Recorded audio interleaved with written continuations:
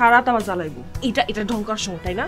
ছোট পর্দার অভিনেত্রী শবনম ফারিয়া যা কথা দিয়েছিলেন তার রেকর্ড ভাঙলেন গতকাল শুক্রবার। দ্বিতীয়বারের মতো বসলেন বিয়ের পিড়িতে, যেখানে ভক্তদের কথা দিয়েছিলেন আর কখনো বিয়েই করব না। শুক্রবার বাদ আসর রাজধানীর মাদানী এভিনিউর আল মুস্তফা মসজিদে দুই পরিবারের মত বিনিময়ের মধ্য দিয়ে বিয়ে সম্পন্ন করেন তিনি।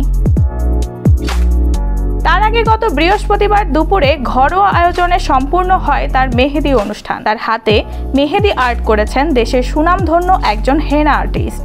মৌসুমী পূর্ণিমা সহ দেশের সুনামধন্য অনেক তারকারাই তার কাছ থেকে বিশেষ দিনে মেহেদি আর্ট করিয়ে নিয়েছেন। অনেক তারকারা মনে করেন তার হাতে জাদু রয়েছে, তার মধ্যে শবনম ফারিয়া একজন।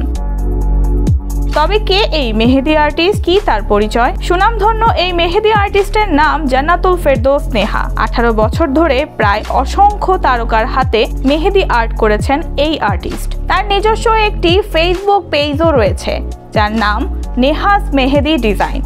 তার ফেসবুক পেজের ফলোয়ার রয়েছে 2,84,000-এরও অধিক। তিনি সেখানে মেহেদি তেল সহ বিভিন্ন অর্গানিক পণ্য বিক্রি করে থাকেন।